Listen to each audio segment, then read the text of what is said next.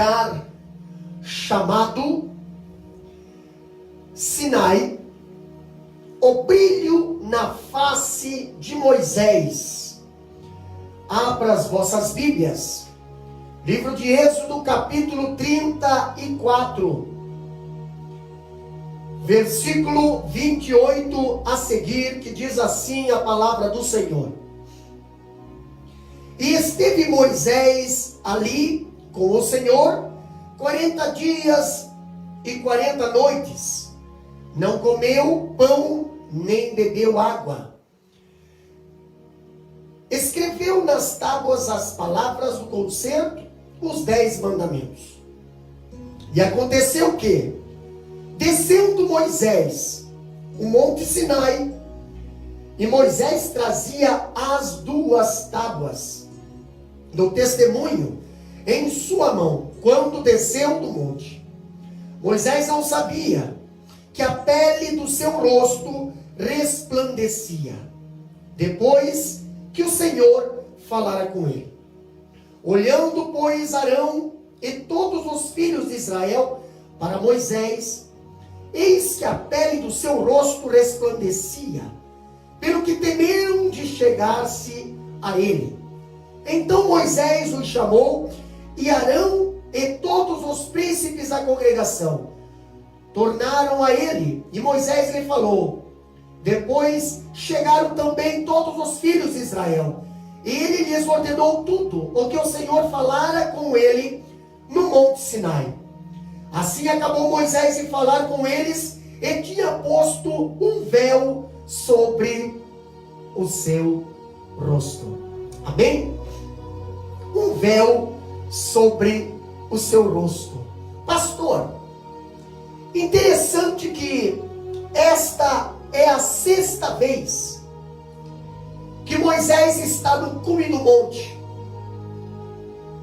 A 6ª vez que Moisés vai ao cume do monte. Como nós olhamos, nesta 6ª vez, também Moisés, ele também tem ali o seu segundo jejum. O jejum de 40 dias e 40 noites. Nós já vemos lá na 3ª subida,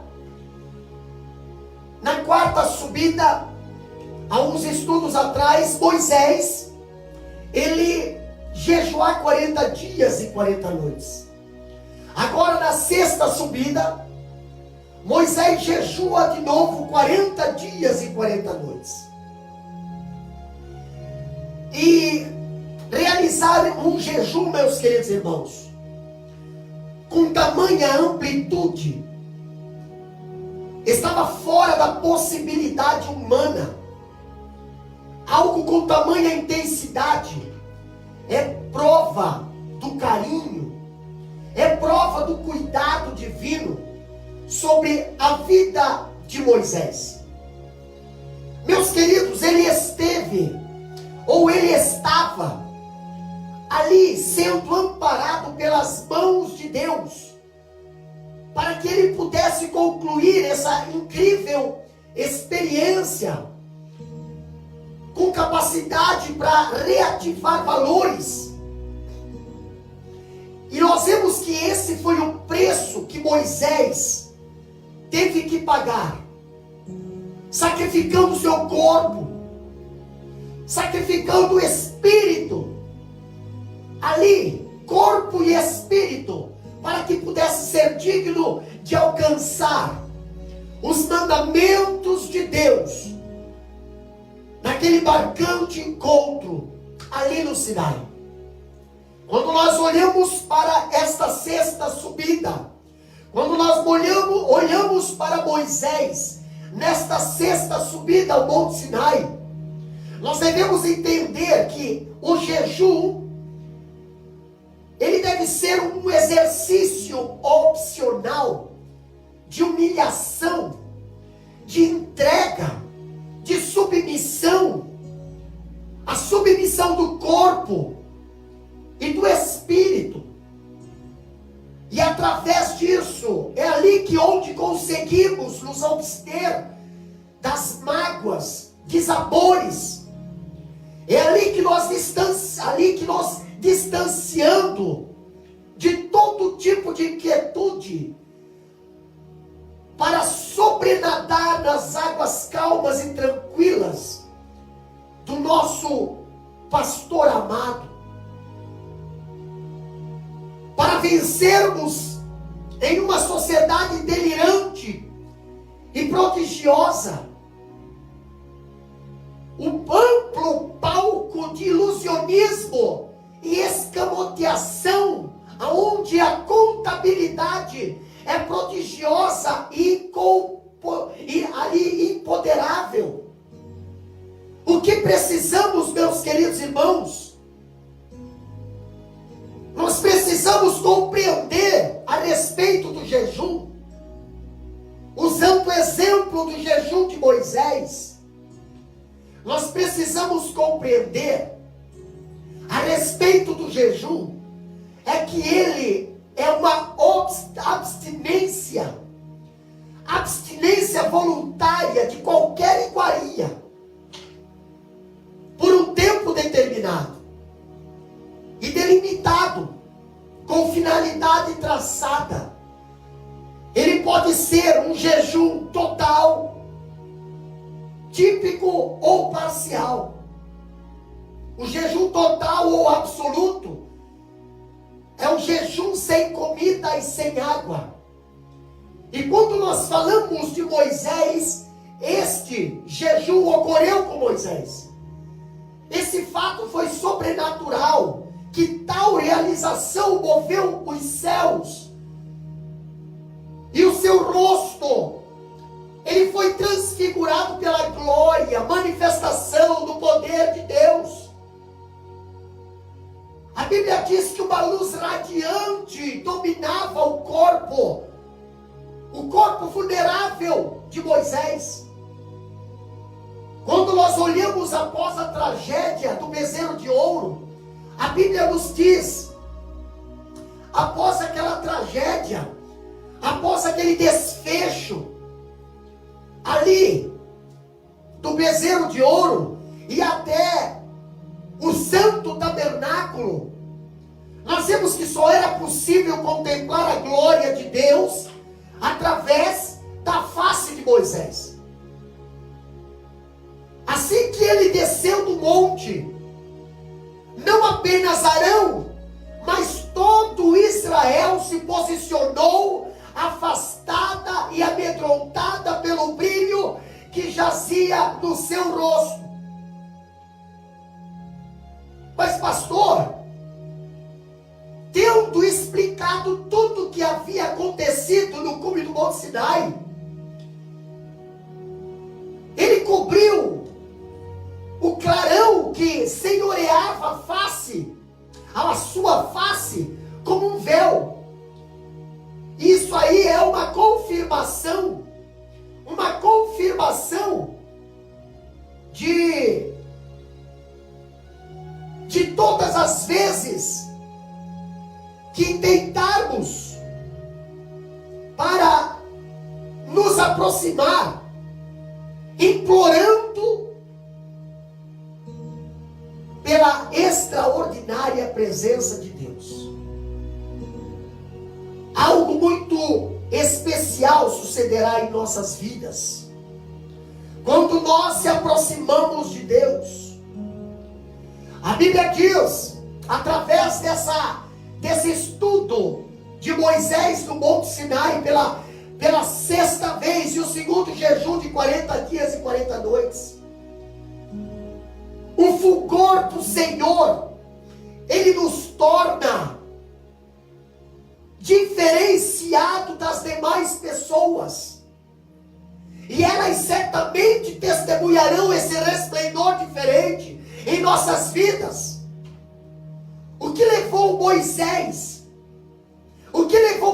a ficar com semblante angelical foi a sua comunhão com o Senhor, foi a sua entrega total ao Senhor, foi ali dedicando integralmente o seu tempo ao Senhor. um relacionamento, querida igreja, integral, um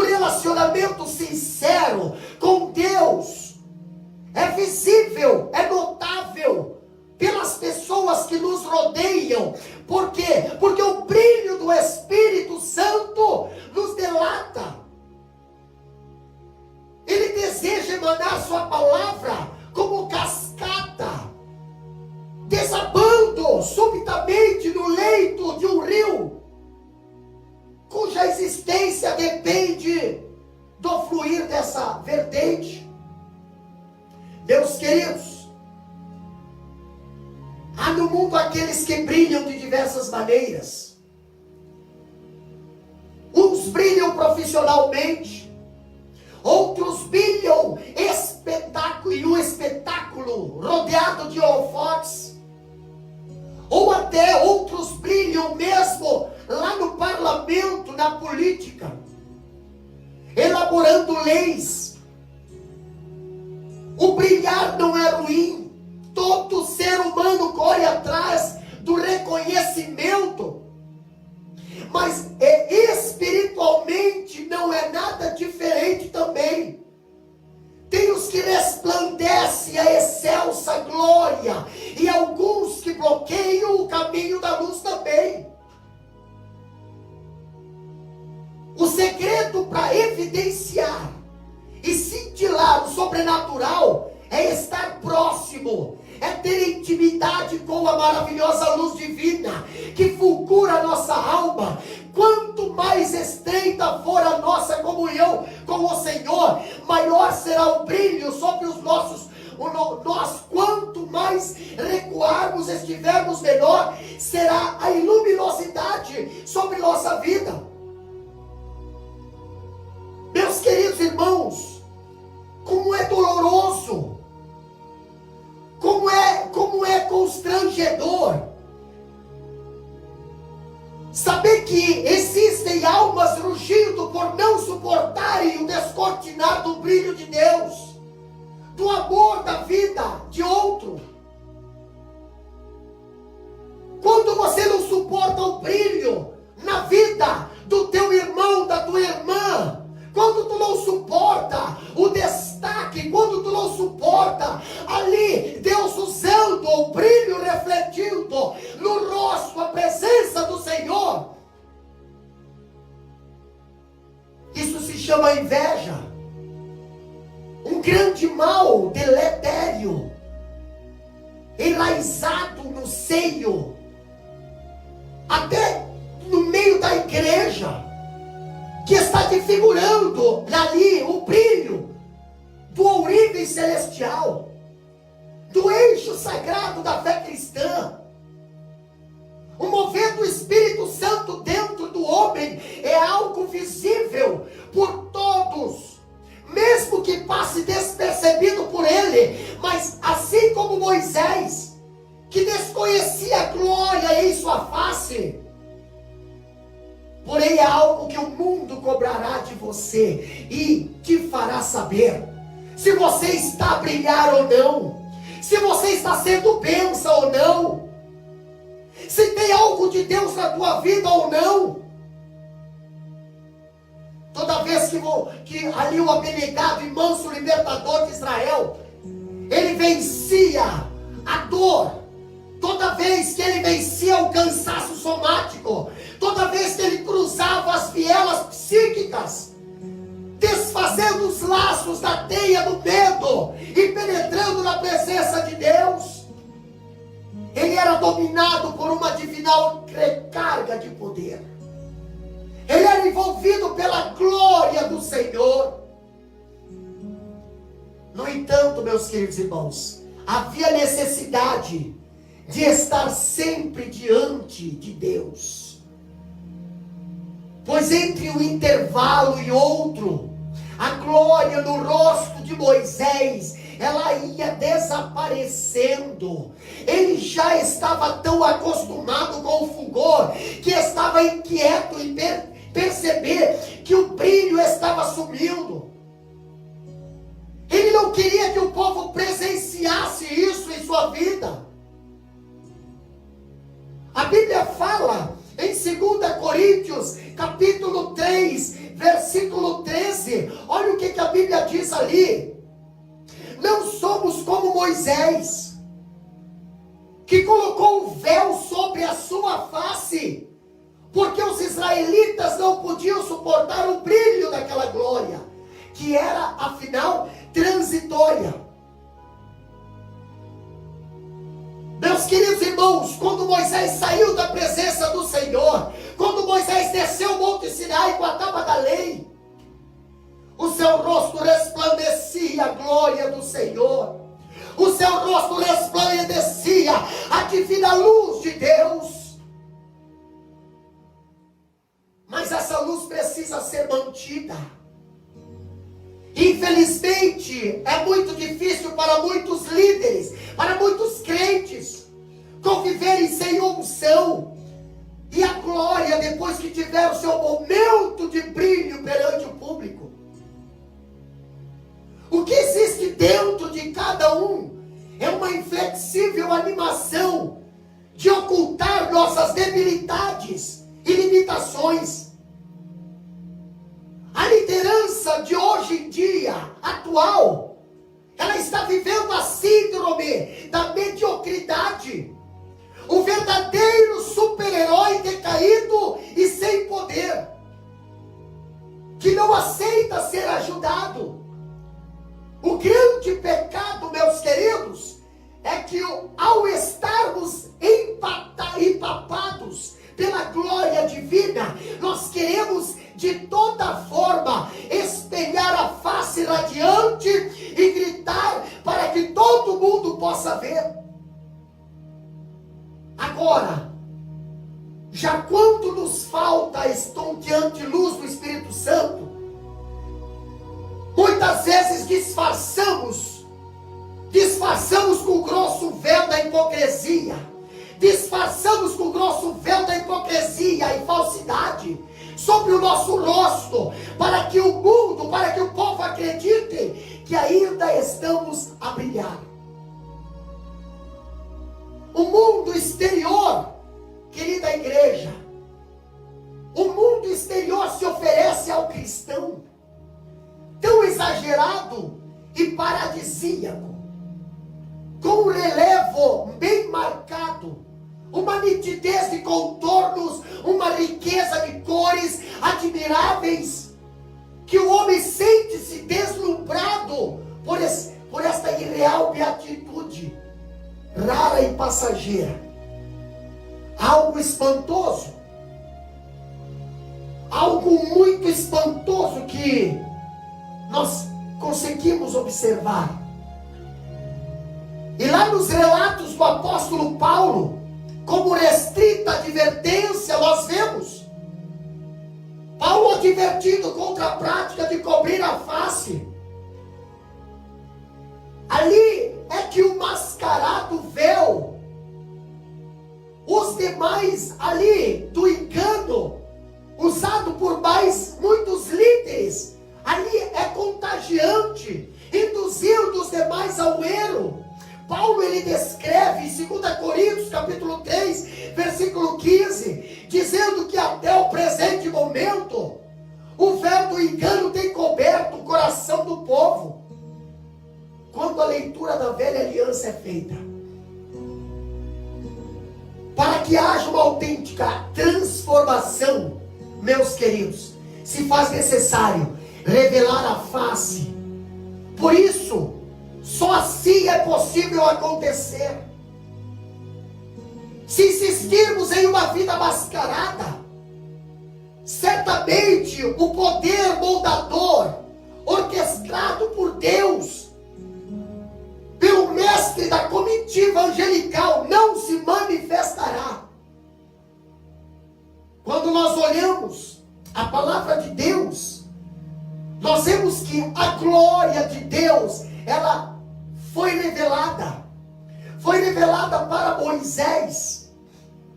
Em Êxodo capítulo 33, 18 a 23, nós vemos a palavra de Deus ali dizendo, Êxodo capítulo 33, 18 a 23, olha o que a Bíblia diz ali. Então ele disse, rogo-te que me mostre a tua glória. Moisés na presença do Senhor. Porém ele disse, eu farei passar a minha bondade por diante de ti, e apregoarei o nome do Senhor diante de ti, e terei misericórdia de quem eu tiver misericórdia, e me compadecerei de quem me compadecer. E acrescentou: não poderás ver a minha face, porquanto homem nenhum verá a minha face e viverá. Disse mais o Senhor: eis aqui um lugar junto a mim, ali te porás sobre a penha.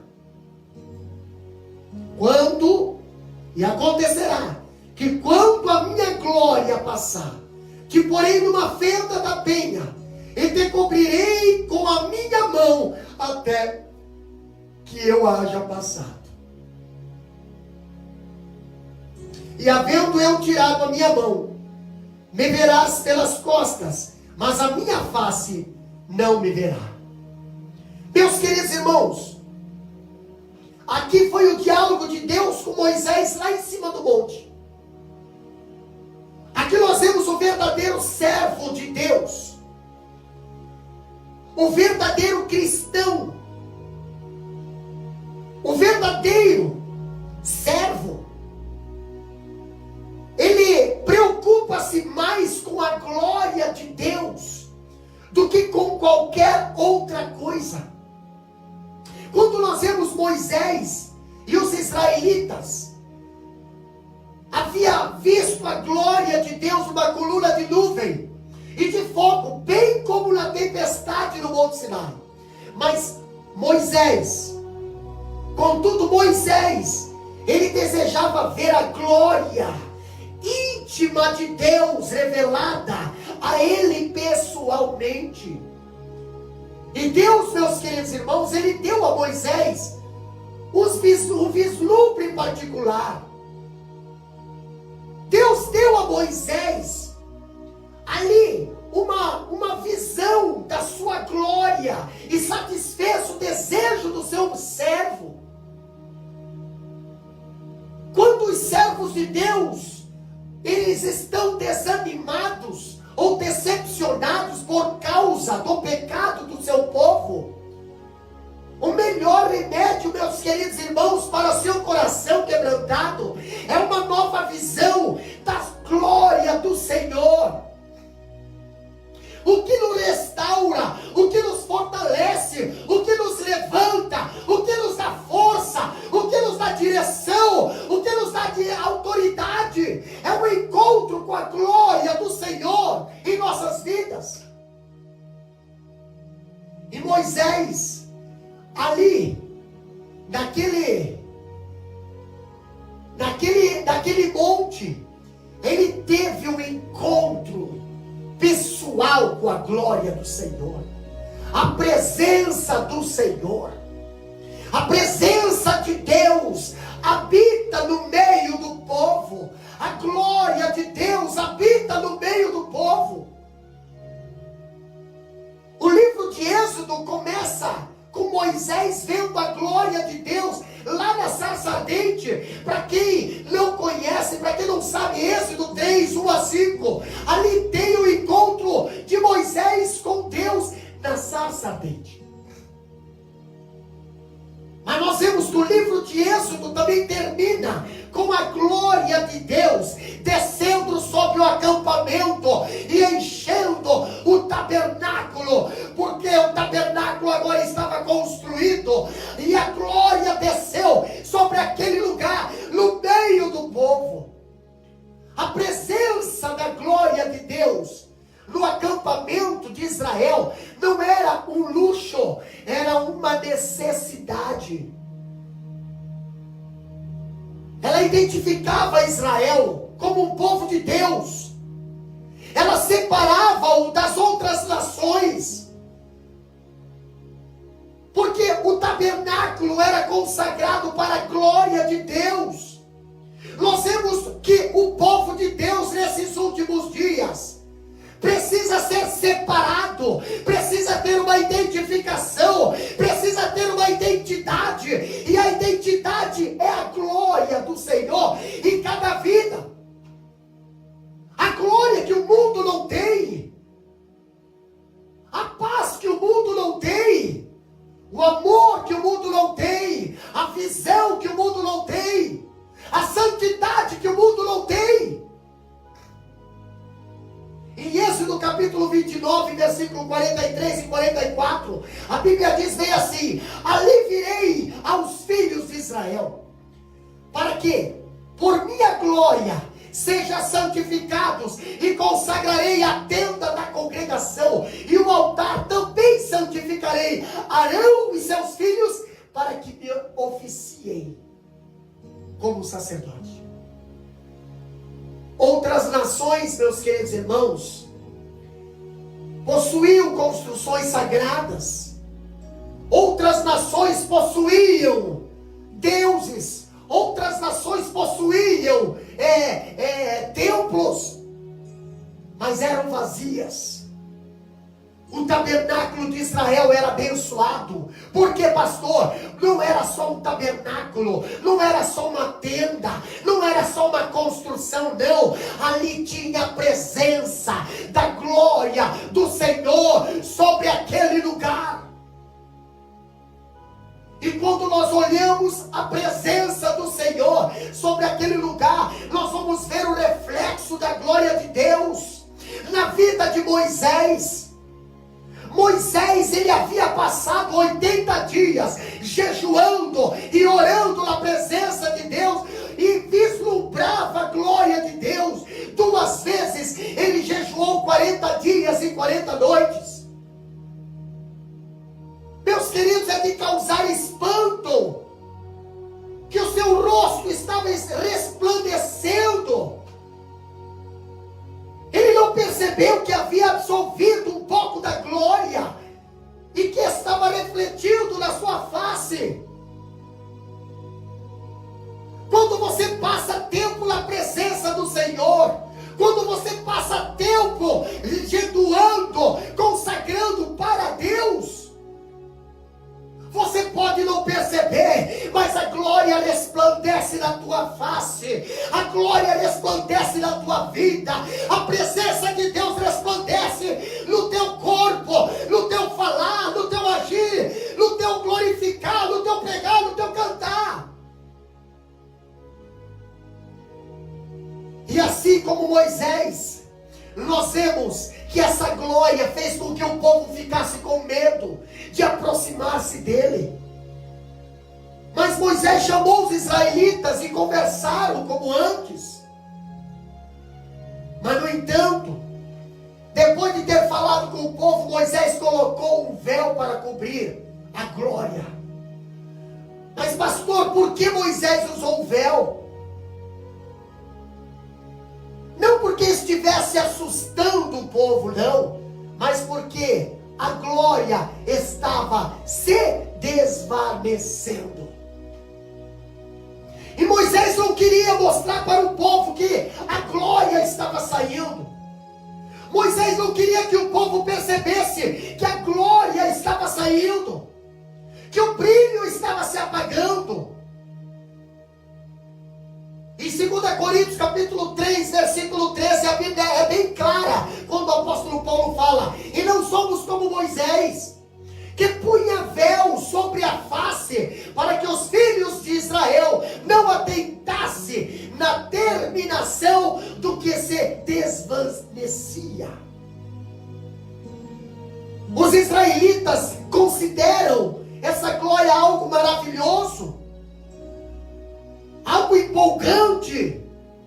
Mas eu pergunto para os amados irmãos que estão nos assistindo nesse momento: o que diriam se soubesse que essa glória estava se dissipando? Essa glória estava saindo, essa glória estava acabando no rosto de Moisés. Eu pergunto para a igreja: quem quer seguir um líder que está perdendo a glória do Senhor? Assim, quando Moisés ele ia para a tenda da congregação, ter a sua intimidade com Deus, falar com o Senhor, nós vemos que a glória voltava, mas em seguida ele usava o véu para que o povo não visse ela se desvanecendo. Lá em 2 Coríntios capítulo 3, nós vemos Paulo, ele apresentou várias aplicações desses acontecimentos ali, extraordinários. E em primeiro lugar nós vemos que Paulo, ele afirmou que a glória do sistema legal mosaico estava se dissipando, mas que a glória do evangelho, da graça, o evangelho de Deus, tornava-se cada vez mais intensa. 2 Coríntios 3, 7 até o 11, nós vemos Paulo falando para a igreja de Coríntios. Essa foi a sua resposta aos legalistas daquela época. Os legalistas que ensinavam que a obediência à lei, juntamente com a fé em Cristo, era o caminho de Deus para a salvação. E quando nós vemos em Atos capítulo 15, versículo 1, a Bíblia dizendo: alguns indivíduos que desceram da Judeia ensinavam aos irmãos: se não vos circuncidares, segundo o costume de Moisés, não podeis ser salvo. Por que crer em algo quando sua glória estava desvanecendo? Paulo também aplicou o acontecimento aos judeus perdidos de sua época, ali que tinha um véu de incredulidade, um véu de incredulidade sobre o seu coração, de modo que não podia ver a glória de Deus. Quando Paulo fala em 2 Coríntios, capítulo 3, versículo 14 a 16, Paulo diz: mas os sentidos deles se embotaram, pois até o dia de hoje, quando fazem a leitura da antiga aliança, o mesmo véu permanece, não lhe sendo revelado que em Cristo é removido. Mas até hoje, quando é lido Moisés, o véu está posto sobre os corações deles. Quando, porém, algum deles se converte ao Senhor, o véu lhe é retirado. Hoje nós temos a glória para sempre. Hoje nós temos acesso à glória ao Senhor. Hoje não tem véu que cobre. Hoje não tem véu que impede. A única maneira de remover aquele véu era crer na palavra e aceitar a Jesus como Salvador.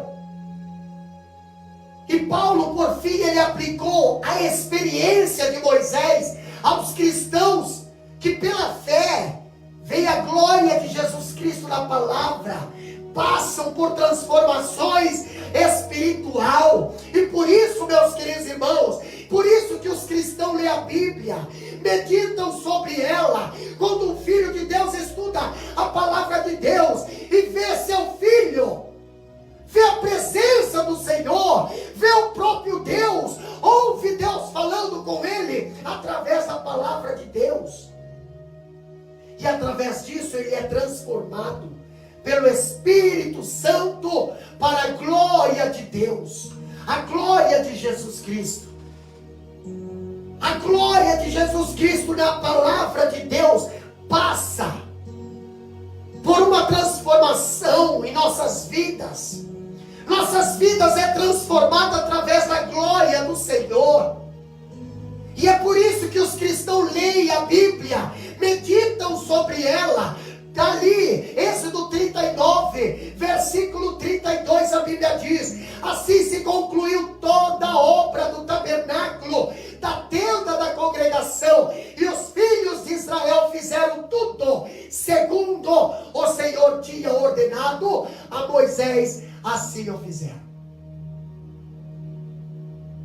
A habitação da glória de Deus. Êxodo capítulo 40, versículo 38, ali fala: e de dia a nuvem do Senhor repousava sobre o tabernáculo, e de noite havia fogo nela, e à vista de toda a casa de Israel, em todas as suas jornadas, o povo avistava a glória do Senhor, o povo contemplava a glória do Senhor. O povo de Israel não fez ideia.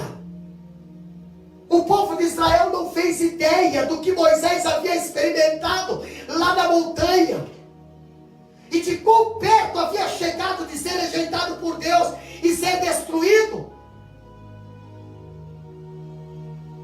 Quando o povo pecou lá embaixo, construindo o bezerro de ouro, quem teve que subir à presença do Senhor, quem teve que interceder na presença do Senhor, quem teve que arriscar ali a sua vida, o seu nome no livro da vida, na presença do Senhor, foi Moisés.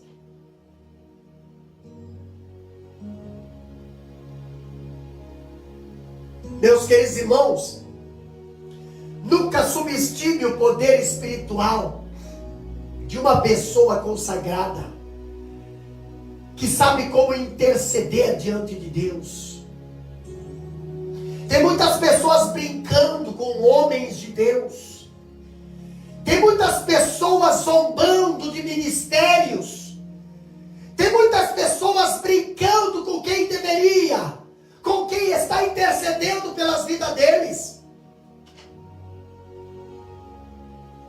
Uma de nossas maiores necessidades hoje, em dia, é de intercessores, é de pessoas que oram, que se apropriam das promessas de Deus e confiam em Deus, confiam que Deus irá operar um grande poder.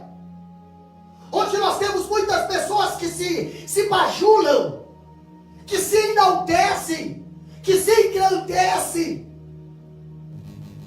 Mas quando nós vemos Moisés, na presença do Senhor, intercedendo pelo povo pecador. A Bíblia fala em Isaías capítulo 59, versículo 16. Viu que não havia ajudador nenhum, e maravilhou-se de que não houvesse um intercessor. Pelo que o seu próprio braço lhe trouxe a salvação, e a sua própria justiça o susteve. Isaías 62:1 também fala: por amor de Sião me não calarei, e por amor de Jerusalém não me aquietarei, até que saia a justiça como um resplendor e a sua salvação como uma tocha acesa. Moisés estava na presença do Senhor. Agora Moisés recebe o decálogo. Agora Moisés recebe o decálogo pela segunda vez, no topo do Monte Sinai. Êxodo 34, versículo 1 a 28, nós encontramos, nesta sexta subida, Moisés agora recebendo ali as tábuas, as duas tábuas que foram escritas pelo Senhor, tanto as primeiras que Moisés quebrou, indignado pela rebeldia do povo, quanto ali as segundas também foi escrita, também elaborados pelo dedo de Deus. Mas por que será que certos exegetas, eles acostumam afirmar que as segundas pedras não foram escritas por Deus, e sim por Moisés? Olha só, certamente, por se tratar de um mero equívoco de tradução, em algumas versões bíblicas na língua portuguesa, mas nós vemos que, a julgar pelo nome ou pelo pronome ele, no versículo 28, na frase ele escreveu nas tábuas as palavras da aliança, ou os 10 mandamentos, o pronome ele refere-se ao Criador da vida e não a Moisés. Então nós vemos aqui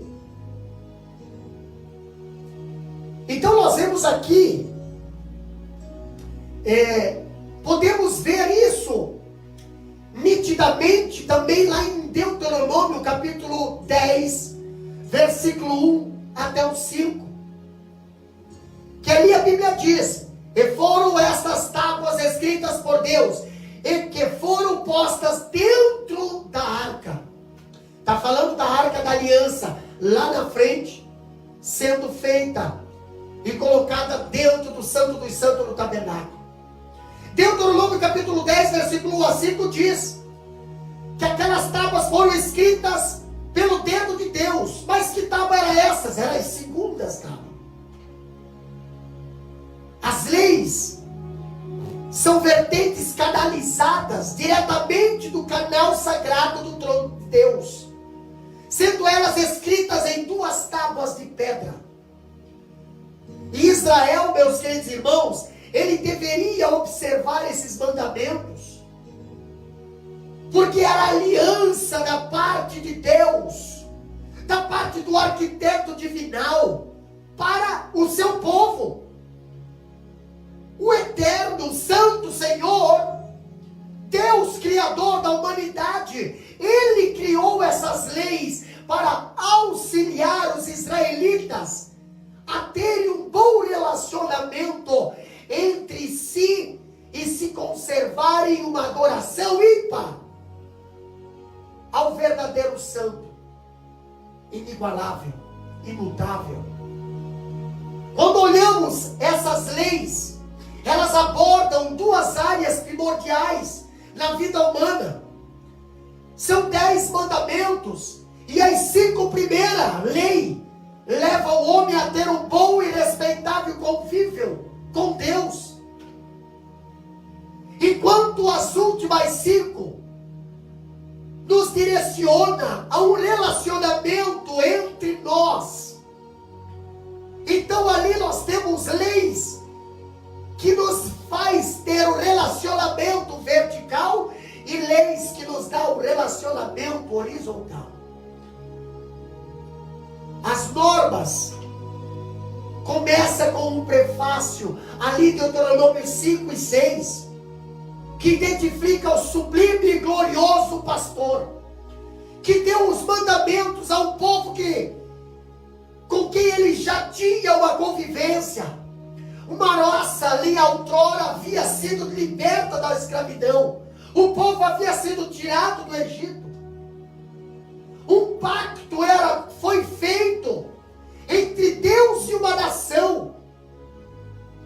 Os hebreus deveriam agir como um sonhador que em seu sono profundo e seguro admira a grandiosidade do perdão, o equilíbrio das linhas e a simetria dos movimentos, emergidos como necessidade, incumbência em um período de crise. Nós vemos ali que esse povo, eles deveriam reconhecer a majestade de Deus, o poderio de Deus.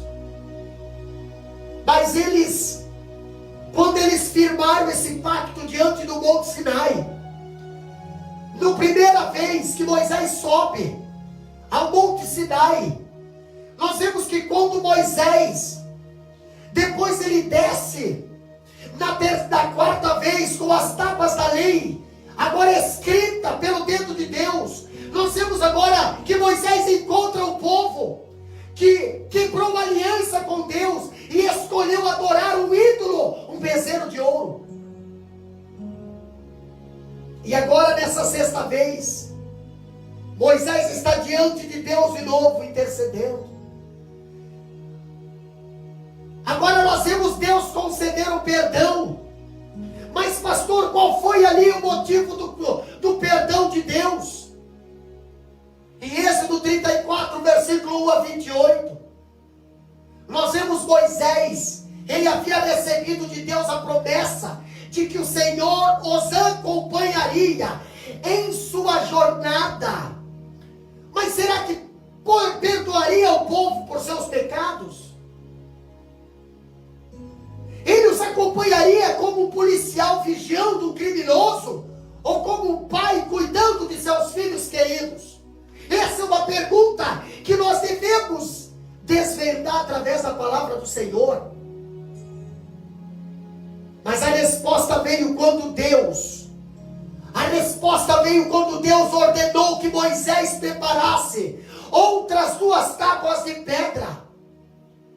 E pois isso significava que iria repor as pedras que Moisés havia quebrado. Isso significaria o que, pastor? Deus renovaria a aliança com o seu povo. Deus renovaria o pacto com o seu povo. E logo cedo nós vemos na manhã seguinte, Moisés, ele se compadeceu ali ao seu compromisso, carregando consigo as tábuas. E quando nós vemos a palavra de Deus, antes de fazer qualquer coisa com elas, Deus proclamou a grandeza dos seus atributos, numa declaração fundamental para toda a teologia judaica e cristã. Moisés repetiu as palavras de Deus lá em Cades Barneias. Os judeus usaram-na lá no templo em Neemias. Neemias capítulo 9, versículo 17 e 18. Nós vemos Jonas lá no capítulo 4, versículo 1 e 2. Ele citou quando estava aborrecido fora de Nínive. Não há registro de que Moisés tenha se prostrado com o rosto em terra quando viu a glória de Deus. Mas ele se prostrou para adorar quando viu Deus proferir a palavra, ou as palavras. Essas palavras, as palavras magníficas, as palavras da lei. Em Romanos capítulo 10, versículo 17, a Bíblia diz: a fé vem pelo ouvir a palavra de Deus, de modo que a fé, ou pela fé, Moisés pediu a Deus que perdoasse o povo. E os pronomes dessa oração são importantes. Êxodo capítulo 34, versículo 9, ênfase minha: perdoa as nossas iniquidades e o nosso pecado. A oração que Jesus ensina lá em Mateus também nos ensina: perdoa as nossas iniquidades, assim como nós perdoamos a quem nos tem ofendido. Apesar de não ser culpado de desobediência a Deus, nós vemos Moisés, ele identificou-se com os pecados do povo. Assim como Esdras fez, assim como Moisés fez em suas orações de confissão, lá em Esdras 9, Daniel 9, nós vemos agora Moisés também. Ele identificar-se com o pecado que o povo tinha cometido. E o Senhor ali havia acabado de declarar que perdoava aquela nação. A Bíblia fala em Êxodo 34, versículo 7, uma iniquidade, uma transgressão e o pecado. E Moisés apropriou-se dessa verdade. Meus queridos irmãos, quando nós olhamos para a palavra de Deus, o fato de Moisés ali diante de Deus, e o fato de Deus haver renovado a aliança, é prova de que perdoou o seu povo e deu-lhe um recomeço. E Deus ali, ele repetiu os elementos fundamentais da aliança, especialmente as leis sobre a idolatria. Quando Israel se muda para a terra prometida, seria fácil condescender com o inimigo, primeiro fazendo tratado com eles, depois participando de suas festas, e por fim, mediante casamentos mistos, adorações, adoção de seus costumes pagãos. Era importante, queridos, que desde o começo, Israel aprendesse a repudiar, Israel repudiasse e destruísse todo o que era associado a ídolos, e que se conscientizasse de que uma idolatria estava para aliança com o Senhor, como o adultério estava para o casamento. Nós que vivemos vários milênios depois desses acontecimentos, não fazemos nem ideia de como era imunda a idolatria dos cananeus, quando os israelitas conquistaram a terra prometida, era indescritivelmente imoral, meus queridos. Os templos, altares, precisavam ser removidos, precisavam ser destruídos como tumores cancerosos no corpo humano, a fim de que a terra se tornasse saudável. Deus havia chamado Israel para ser esse canal de bênção para o mundo, culminando com o nascimento de Deus, de Jesus Cristo, o Salvador. E nós vemos que a idolatria foi a inimiga que quase destruiu aquela nação. Em termos humanos, se não fosse por um remanescente fiel, depois do cativeiro, um grupo que se esforçou para ser fiel ao Senhor, é possível que o mundo tivesse sido privado das Escrituras e do nascimento do Salvador. Mas contudo, meus queridos, pela graça de Deus, Moisés alcançou o seu propósito. Deus prometeu ir com o povo, mostrou a Moisés a vislumbre de sua glória.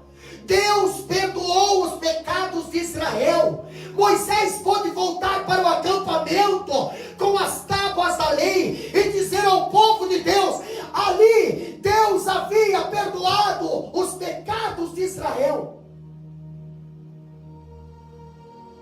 Eu vejo que quando aquele povo vê Moisés descendo com as tábuas, com as leis, com o rosto resplandecendo, eu vejo aquele povo se sentindo aliviado, porque Deus havia perdoado aquele povo mais uma vez. Deus havia ali reatado a aliança com aquele povo mais uma vez.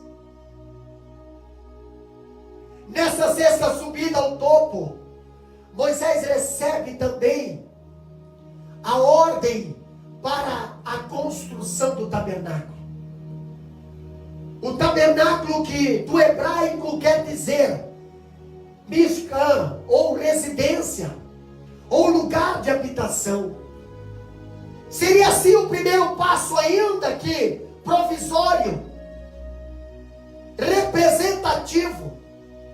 Meus queridos, quando falamos de tabernáculo, tabernáculo onde o Todo-Poderoso, que se assenta nas mais excelsas e poderosas posições, pudesse concretizar o seu ardente apetite de habitar em uma humilde e quebrantado coração.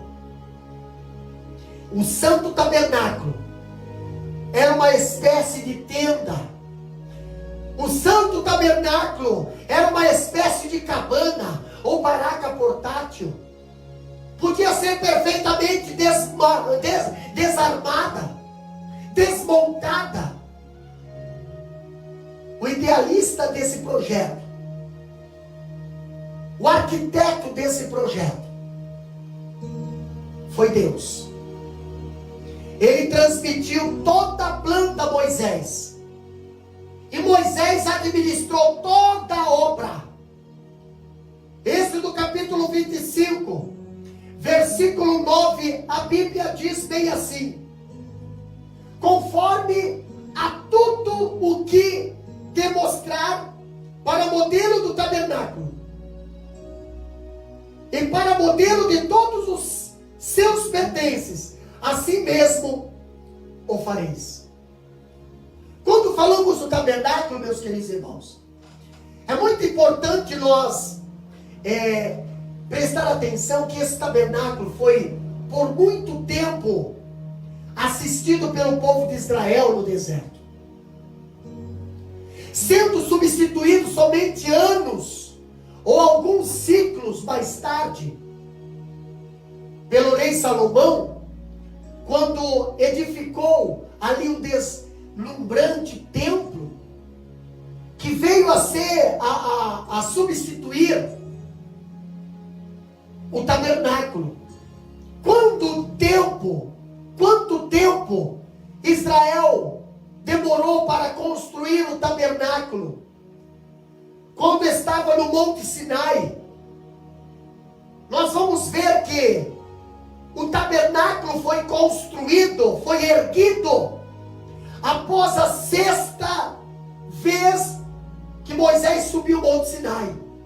Quando Moisés desce a sexta vez, aí nós vemos o tabernáculo ser erguido. Mas vamos ver uma tabela aqui. Vejamos, 12 meses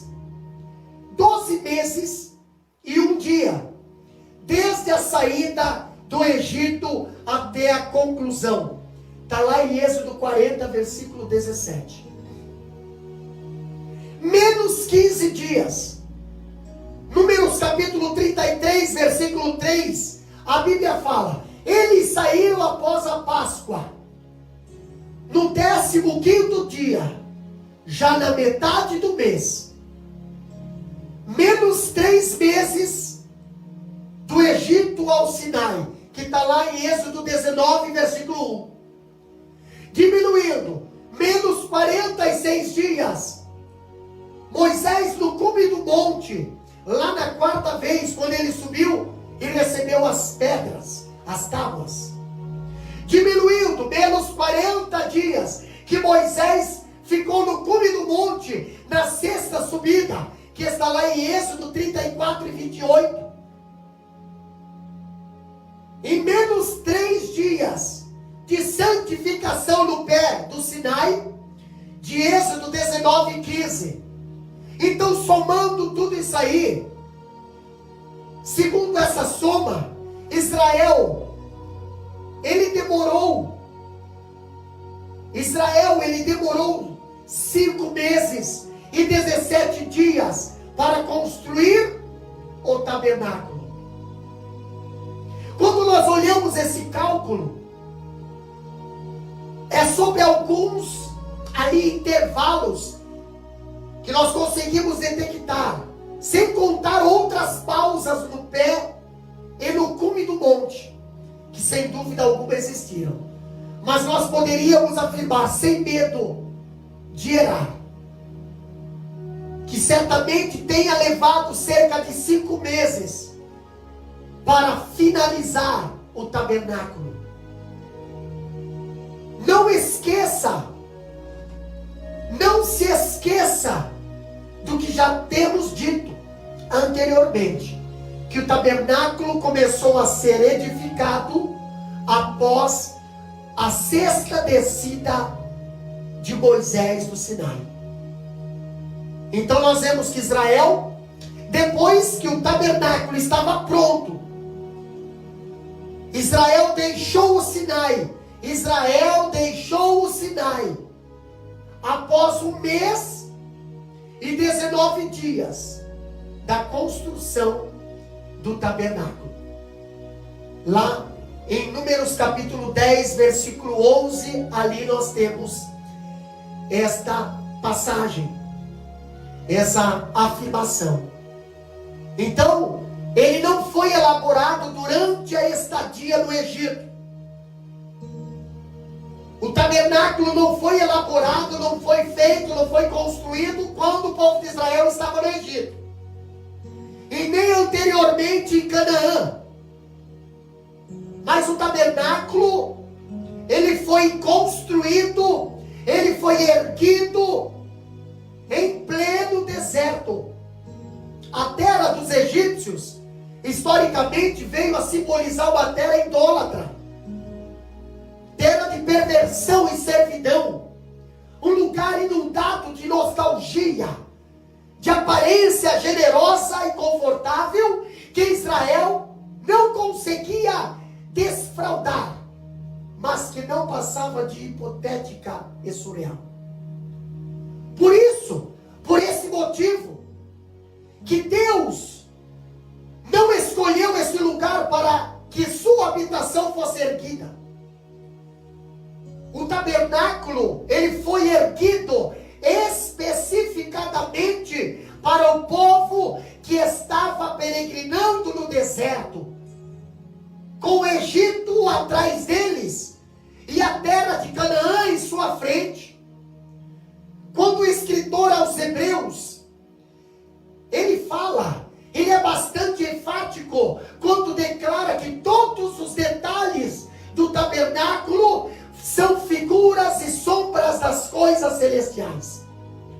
Hebreus capítulo 8, versículo 5, ele diz bem assim: ele serve no santuário que é cópia e sombra daquele que está nos céus, já que Moisés foi avisado quando estava para construir o tabernáculo: tenha o cuidado de fazer tudo segundo o modelo que lhe foi mostrado no monte. Meus queridos, a nossa subsistência por esse mundo retrata o deserto que trilhamos para a terra prometida, amparados nos braços de Deus, a nossa tão esperada habitação celestial. O tabernáculo, queridos, era a sombra do Nazareno, era a sombra do Santo Nazareno, o remidor, o perdoador do mais vil pecador, que era o povo de Israel e nós. O Salvador que emergiu do fundo do mar. Os nossos pecados, os pecados da humanidade, que uma vez só e similarmente o sacrifício vivo ofertado em prol do ser humano. Quando eu olho para o povo de Deus, e quando eu olho para o tabernáculo, a construção do tabernáculo, meus queridos irmãos, o trabalho ali no tabernáculo, em seus utensílios, estava completo, de modo que os artífices levava ali tudo a Moisés, para que Moisés inspecionasse. Não faria sentido erguer o tabernáculo e colocar todos os utensílios dentro dele, só para descobrir que os artífices haviam cometido erros graves. Mas a Bíblia fala em Êxodo 39 e Êxodo 40, quando o verbo ordenar aparece 18 vezes, para nos lembrar que os artífices, os artesãos, eles fizeram o que Deus havia mandado. E Moisés era um servo fiel e obedecia a tudo que o Senhor lhe ordenava. Quando nós olhamos para Hebreus capítulo 3, versículo 1 a 6, a Bíblia diz bem assim: por isso, santos irmãos, que participais da vocação celestial, considerai atentamente o apóstolo e sumo sacerdote das nossas confissões, Jesus, o qual é fiel àquele que constituiu, como também o era Moisés em toda a casa de Deus. Jesus, todavia, tem sido considerado digno de tanto maior glória do que Moisés, quanto maior honra do que a casa tem aquele que o estabeleceu. Pois toda casa é estabelecida por alguém, mas aquele que estabeleceu todas as coisas é Deus. E Moisés era fiel em toda a casa de Deus, como servo para testemunho das coisas que havia de ser anunciada.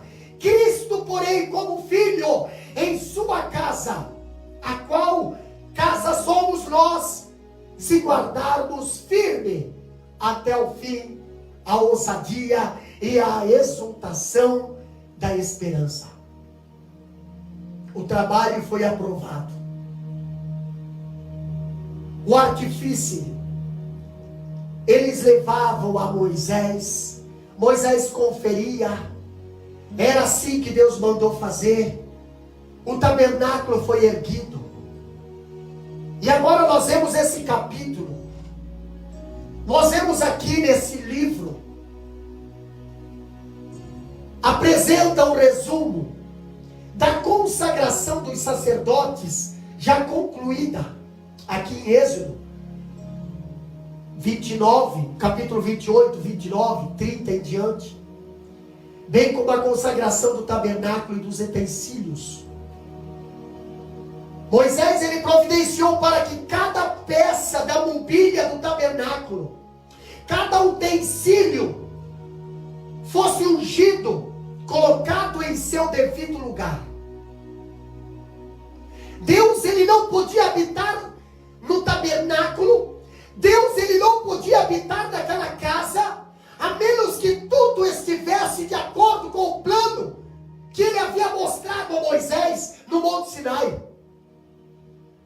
Os utensílios tinham que estar no seu devido lugar.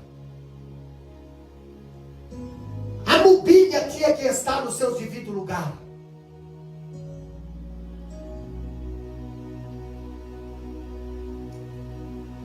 A Bíblia diz em Êxodo 25, versículo 8 e 9. A Bíblia fala: e me farão um santuário, para que eu possa habitar no meio deles. Segundo tudo, o que eu te mostrar para modelo do tabernáculo, e para modelo de todos os seus móveis, assim mesmo o farei. Vê, pois, que tudo façais segundo um modelo que foi mostrado no monte. Hebreus capítulo 8, versículo 5, a Bíblia diz: os quais ministraram em figura e sombra das coisas celestes, assim como foi Moisés divinamente instruído, quando estava para construir o tabernáculo. Pois diz ele: vê que faças todas as coisas de acordo com o modelo que te foi mostrado no monte.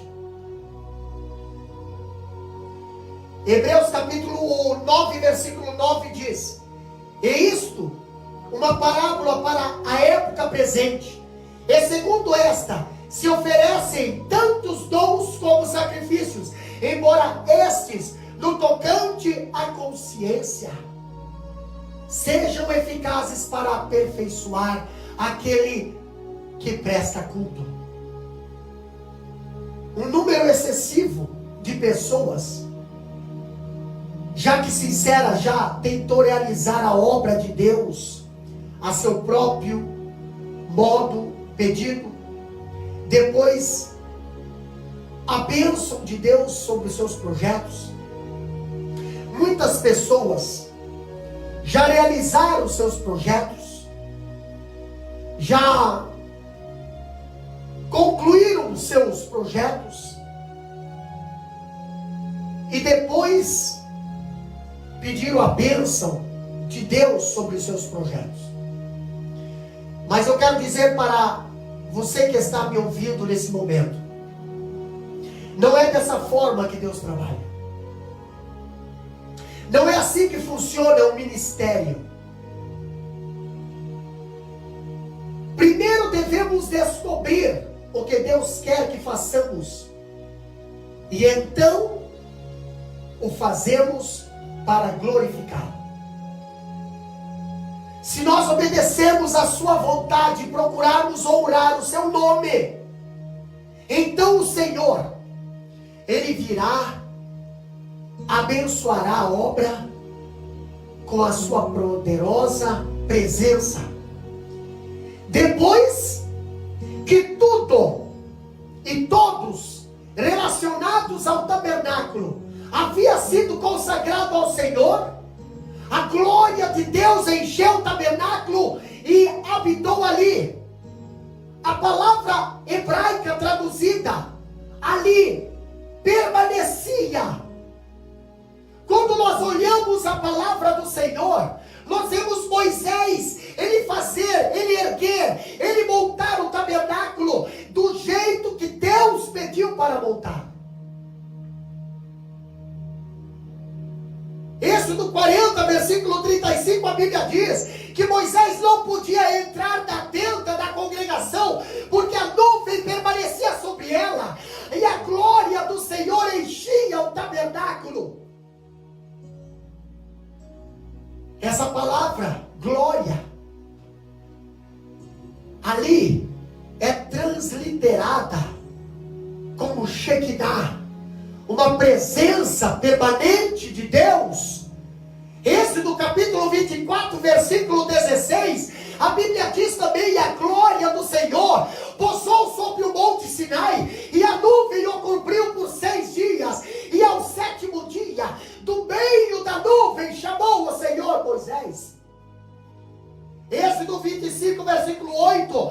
Bíblia diz: e me farão um santuário para que eu possa habitar no meio deles. Meus queridos irmãos, a presença da glória de Deus era tão poderosa que Moisés não conseguia entrar no tabernáculo. Quando nós lemos a história de Israel, nós descobrimos que a glória habitava no tabernáculo. A glória que habitava nesse tabernáculo deixou aquele lugar. Quando os sacerdotes e o povo pecaram contra o Senhor, presta bem atenção no que eu vou falar agora, por meio da palavra do Senhor. A glória deixou aquele tabernáculo, deixou de estar no meio do povo de Deus, por causa do pecado. 1 Samuel capítulo 4, versículo 21 e 22, a Bíblia nos chama a atenção quando diz: mas chamou ao menino Ícabo, dizendo: foi-se a glória do Senhor. Isso ele disse porque a arca de Deus foi tomada, e por causa do seu sogro e de seu marido.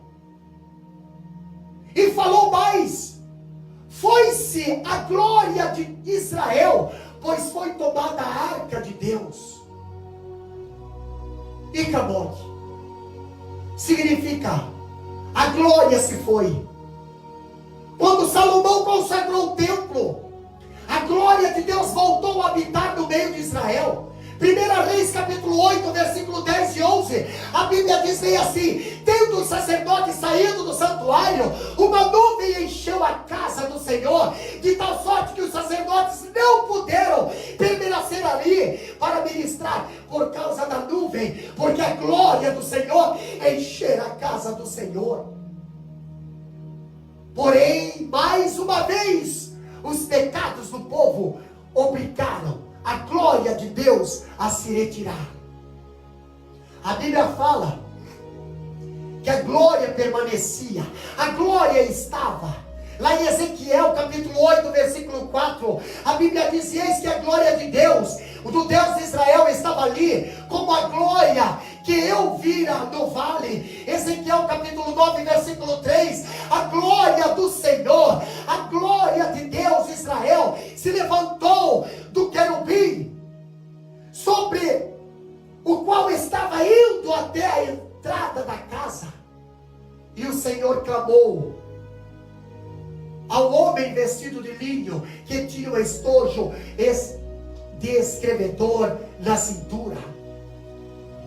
A glória estava no povo, a glória estava no meio do povo, mas por causa do pecado, a glória de Deus se retirava.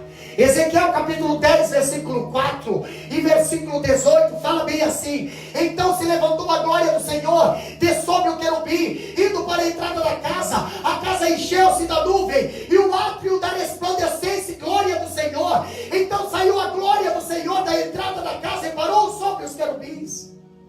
Ezequiel capítulo 11, versículo 23 diz: a glória do Senhor subiu e habitou entre nós. A glória do Senhor subiu do meio da cidade e se pôs sobre o monte que estava ao oriente da cidade.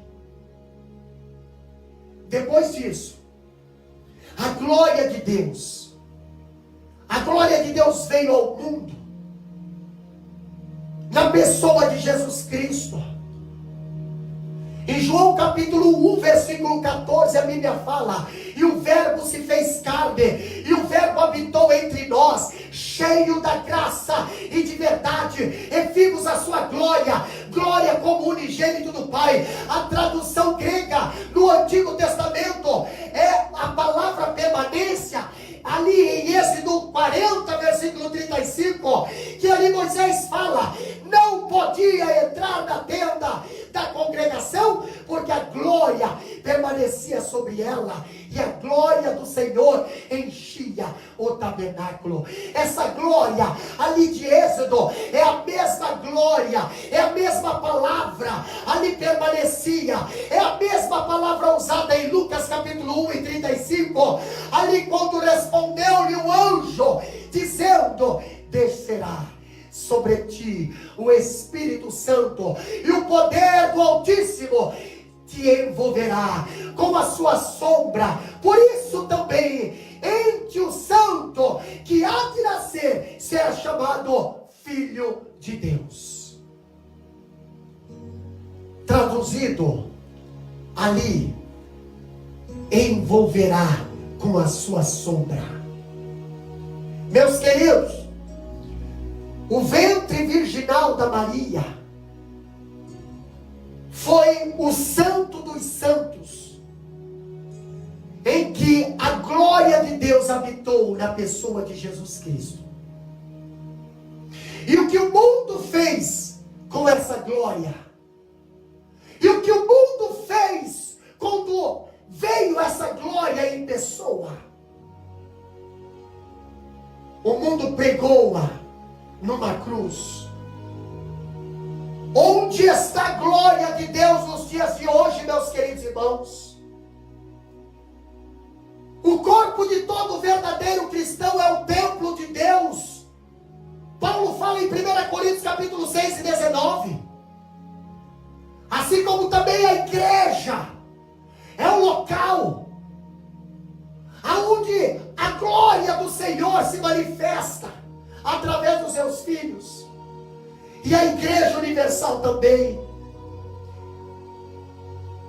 Quando Salomão terminou o templo, uma glória de Deus mudou-se para lá. Mas quando Deus terminou de construir a sua igreja, Ele a transportará para junto dele. Então compartilharemos a glória de Deus por toda a eternidade. Apocalipse capítulo 21, versículo 23 diz: nela não vi santuário, porque o seu santuário é o Senhor, o Todo-Poderoso e o Cordeiro. A glória do Senhor, aleluia. Nós estaremos diante da glória do Senhor. Nós estaremos diante da glória do Eterno. Em Atos capítulo 7, versículo 48 a 50, a Bíblia diz bem assim: entretanto não habita o Altíssimo em casas feitas por mãos humanas, como diz o profeta. Os céus é o meu trono e a terra, o estrado dos meus pés. Que casa me edificareis? Diz o Senhor. Ou qual é o lugar do meu repouso? Não foi porventura a minha mão que fez todas essas coisas? 1 Reis capítulo 8, versículo 7, a Bíblia diz: pois os querubins estendiam as asas sobre o lugar da arca, e do alto cobria a arca e os varais. Elas são consagradas a Deus, para que Ele as use como instrumento para a sua obra e seus obreiros. No entanto, meus queridos irmãos, Deus habita com o seu povo, e é nessa responsabilidade glorificar, é nossa responsabilidade glorificar a Deus individual. 1 Coríntios capítulo 6, versículo 20, a Bíblia diz: porque fostes comprados por preço, agora pois glorificais a Deus em vosso corpo, e também glorificai coletivamente. 1 Coríntios capítulo 14, 23 a 25 diz: se pois toda a igreja se reunir no mesmo lugar, então se puserem a falar em outras línguas, no caso de entrarem em douto ou incrédulos, não dirão porventura que estáis loucos? Porém, se todos profetizarem e entrar algum incrédulo ou indouto, é ele por todos convencidos e por todos julgados, torna-se-lhe manifestos os segredos do coração, e assim prostrando-se com a face inteira adorará a Deus, testemunhando que Deus está de fato no meio de vós. Como seria triste se a glória partisse e tivesse de escrever: e acabou de nossas construções hoje. pessoas hoje já estão passando pela fase do Icabod. Como é melhor, assim como Moisés, fazer tudo de acordo com o plano de Deus, para que a glória de Deus sinta-se em casa em nosso meio. Meus queridos irmãos, quantas pessoas hoje só têm a aparência de templo, só tem a aparência de cristão, mas a glória do Senhor já se foi há muito tempo. Vive uma vida mascarada, vive uma vida que não tem mais a glória, porque para ter glória tem que estar na presença do Senhor todos os dias. Para ter a glória do Senhor na sua vida resplandecendo, você precisa estar na presença do Senhor, em jejum e oração, constantemente.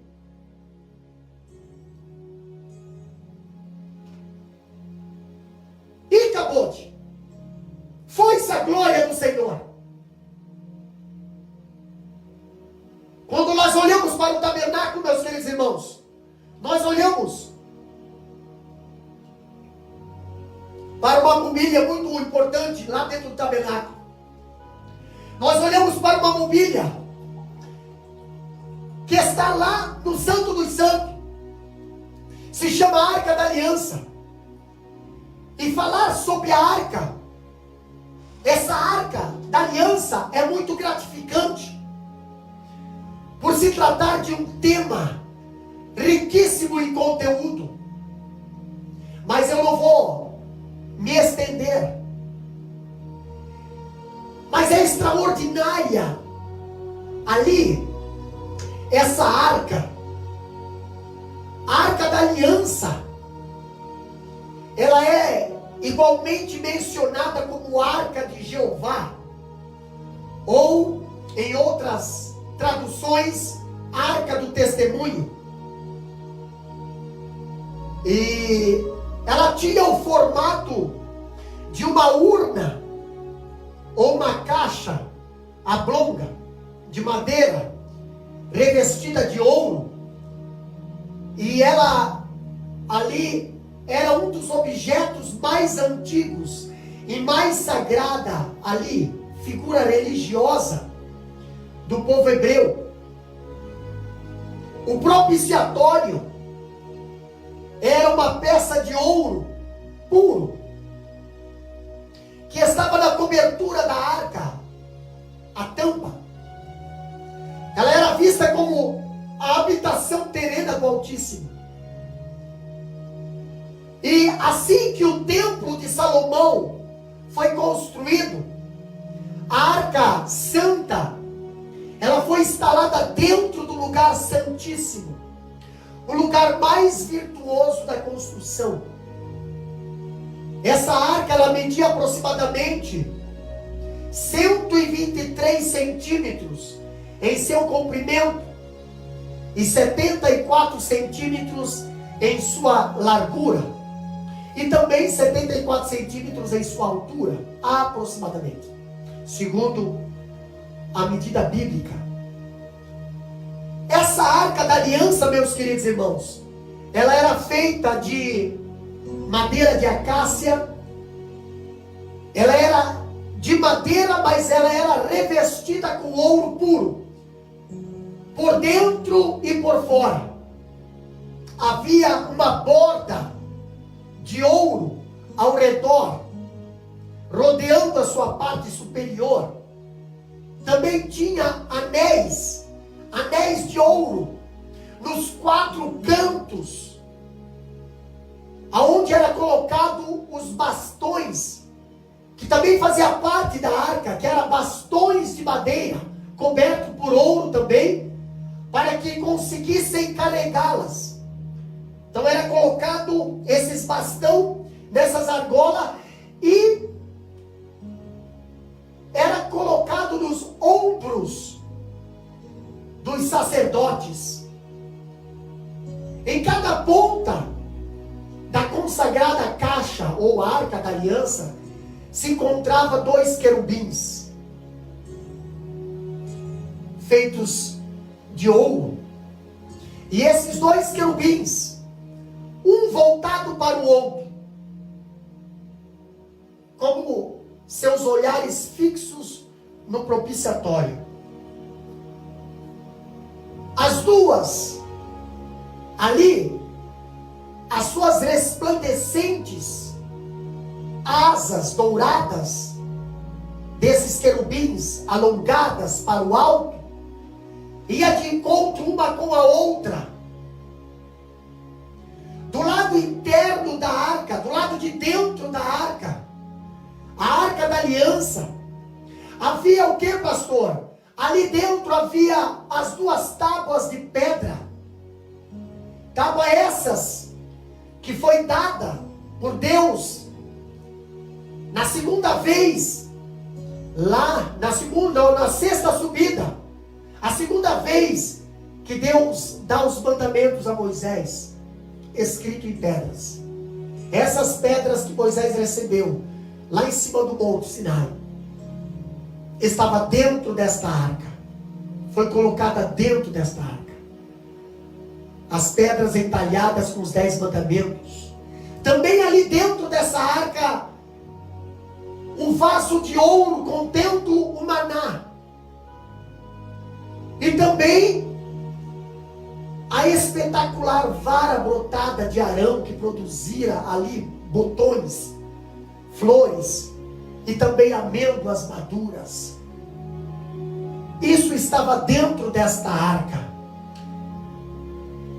E unicamente sacerdotes, eles teriam direito de tocar e conduzir as peças sagradas.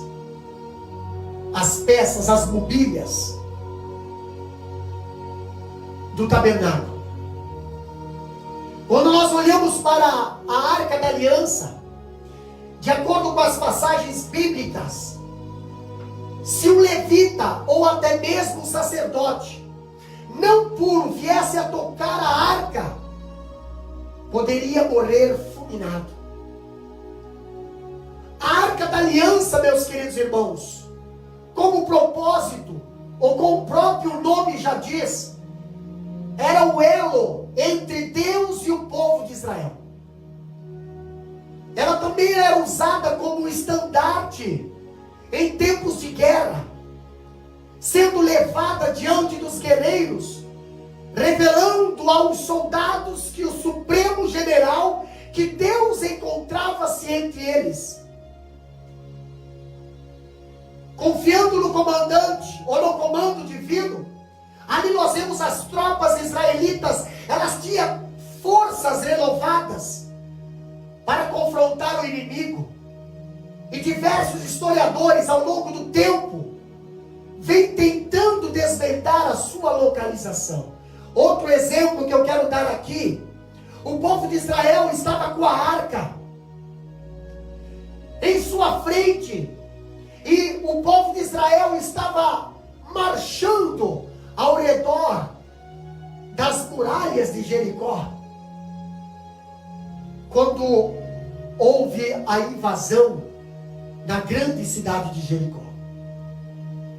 Mas aí eu pergunto, onde se encontra essa arca nos dias de hoje?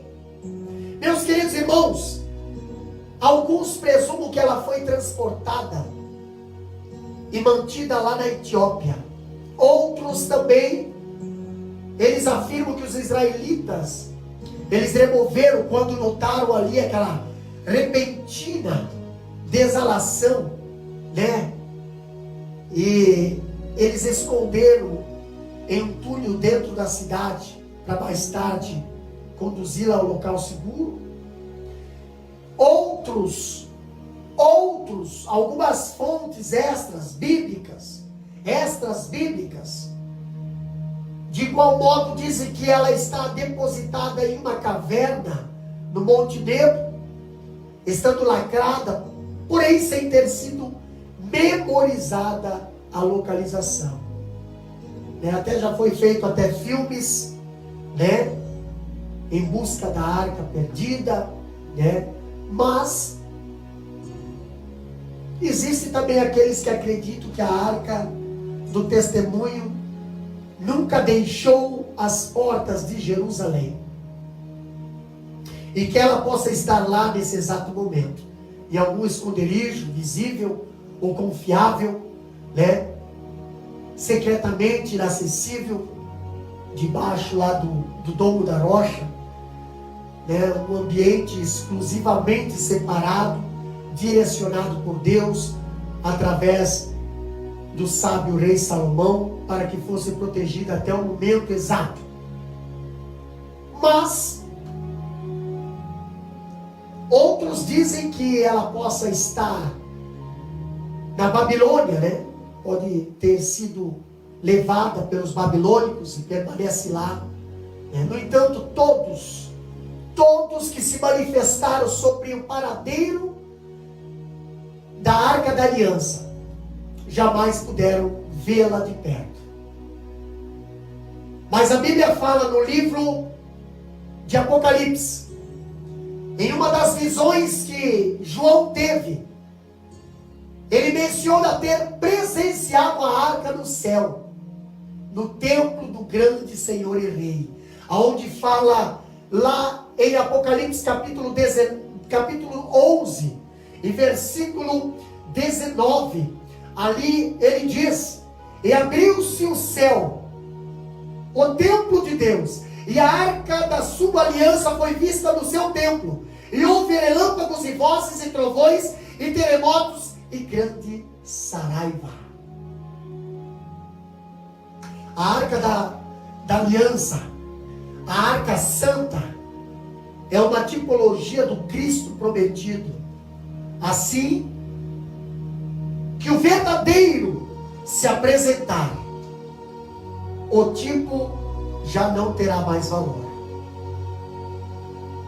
Então nós vemos que as páginas sagradas, elas apresentam a arca sendo uma das mais notáveis tipificação de Jesus. Tal como o altar de bronze, tal como a mesa do pão da propiciação e tal como o altar de incenso. Tudo isso era sombra do que deveria vir. E na plenitude dos tempos veio o cordeiro para substituir o animal. Veio o sacrifício perfeito para substituir o sacrifício animal. Veio a palavra, o verbo, para substituir a água. Veio o pão da vida para substituir o pão. Veio a luz para substituir o candelabro. Veio o próprio adorado para substituir o incenso. O Santo dos Santos, ele mesmo se apresentou com o seu próprio sangue. Mas pastor, aonde que ele se apresentou? Não mais em templo construído por mãos de homens, mas ele se apresentou ao Santo dos Santos, como sumo sacerdote, com o sacrifício, com o sangue do cordeiro, com o preço pago na cruz do Calvário, para inocentar eu e você. Depois que Moisés desce o Monte Sinai, ali nós vemos o recenseamento.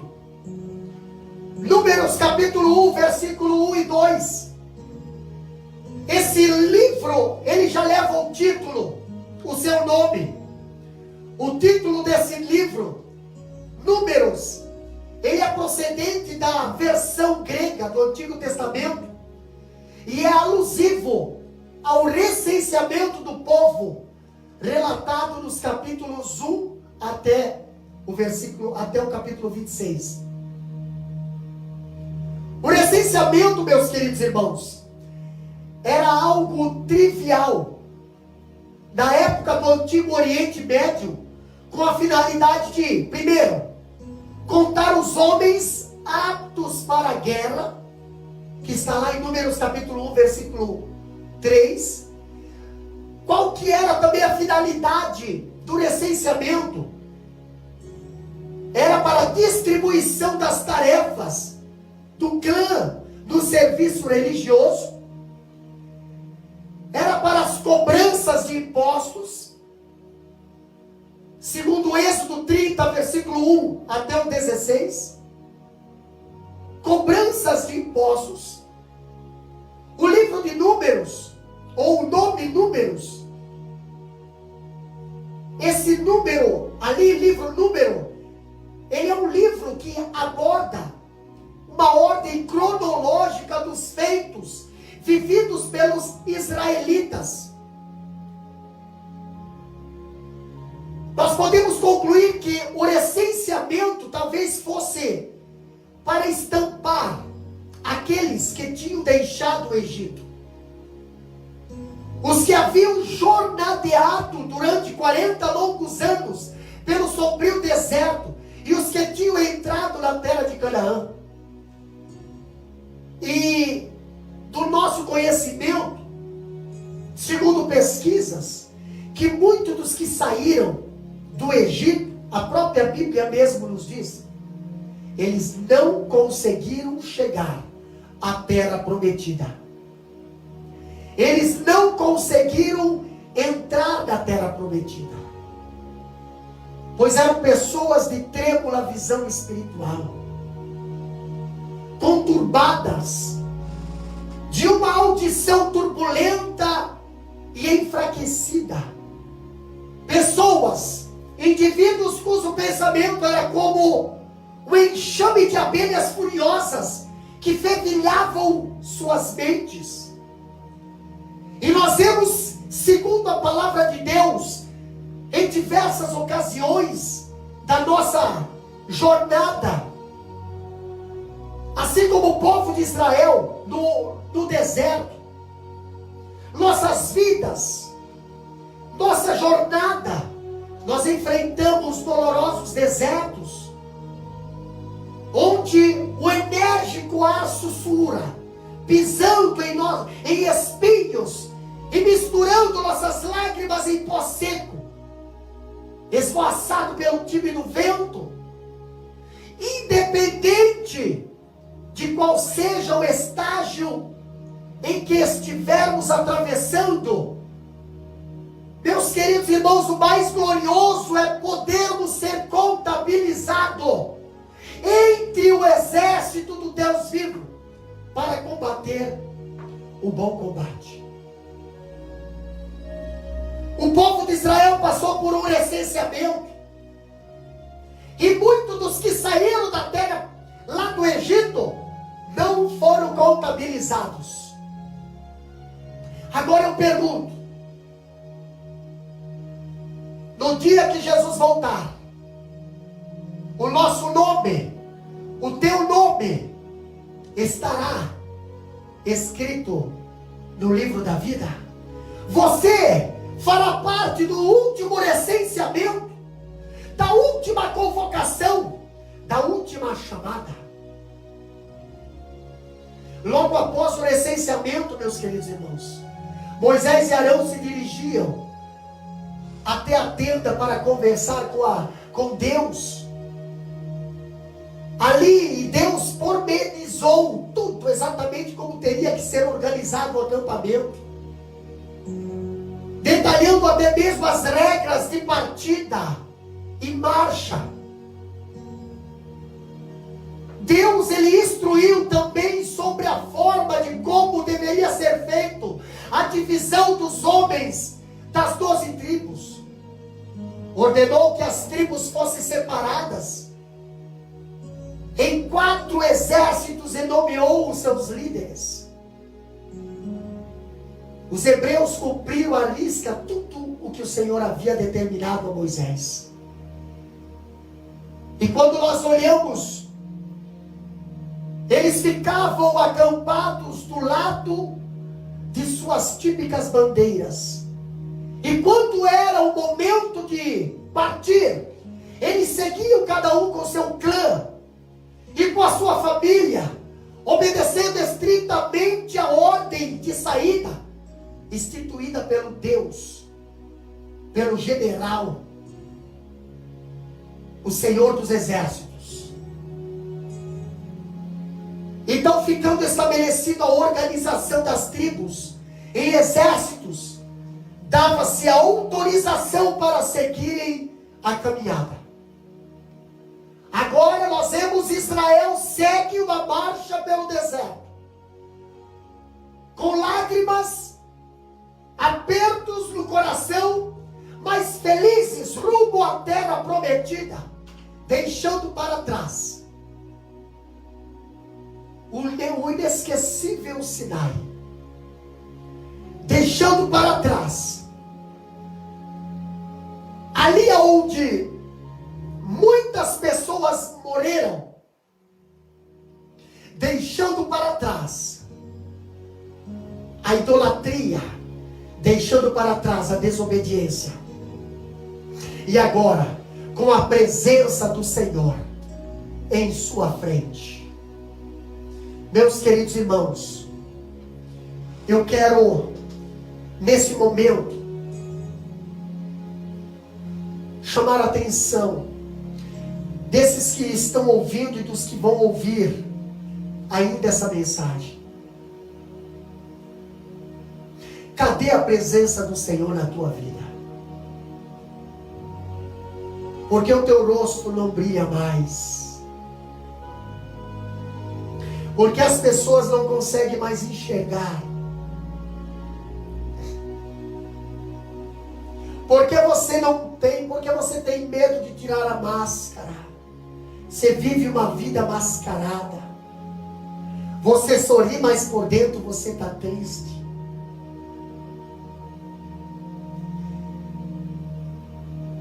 Você mostra que você tem paz, mas você não tem paz. Você tinha paz uma vez.